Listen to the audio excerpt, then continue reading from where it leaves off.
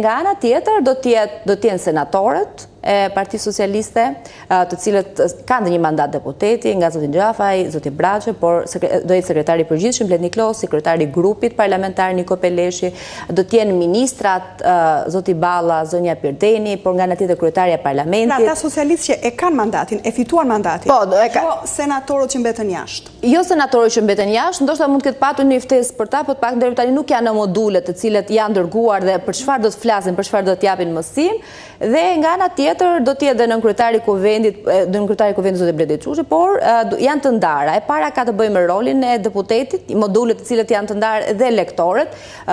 Pastaj është funksionimi i parlamentit, marrëdhënie ndërkombëtare dhe në fokus do të ketë procesi i integrimit, pasi disa prej tyre do të jenë dhe në komisionet e integrimit dhe në komisionin e jashtëm dhe në të gjitha komisionet ku duhet kalojnë të gjitha ligjet të cilat janë në procesin e integrimit, dhe nga ana tjetër Partia Socialiste 2030, e cila ka qenë dhe slogani i fushatës elektorale të kësaj force politike, dhe më pas kur të bëhet të gjitha këto klasa duhet kalojnë në të gjitha klasat të marrin mësim nga të gjithë, duhet themi deputetët me eksperiencë. Do të provim në fund. Do të ketë certifikat ose flet lavdërimi siç kemi mësuar kur kemi qenë në shkollë, do marrin data certifikatat, një certifikat i cili ju hap tashmë dyert përfundimisht për të hyrë në parlament. Por nga ana tjetër,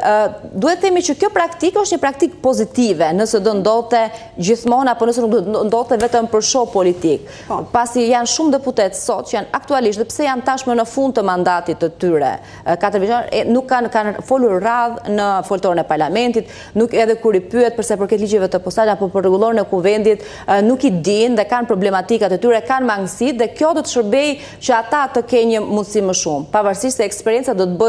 ta bëjë të vetëm do ju japë mundësi atyre, por nga ana tjetër do të parë dhe pasi shërben ky një mujor për të hyrë dhe për të qenë në fokus të kryeministit Rama.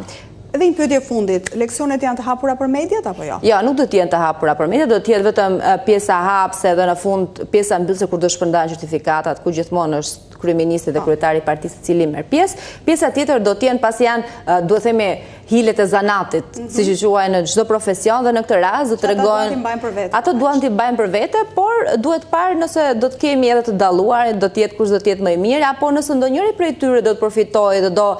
katapultohet nga deputeti i ri pa eksperiencë në kabinet qeveritar apo në postën e zëvendësministra, në postën ministror, pasi ende nuk dihet, dhe deri duke referuar dhe të gjithë këtij angazhimi dhe duke që deri sa të mbaroj edhe ky proces akademia politike, nuk pritet të kemi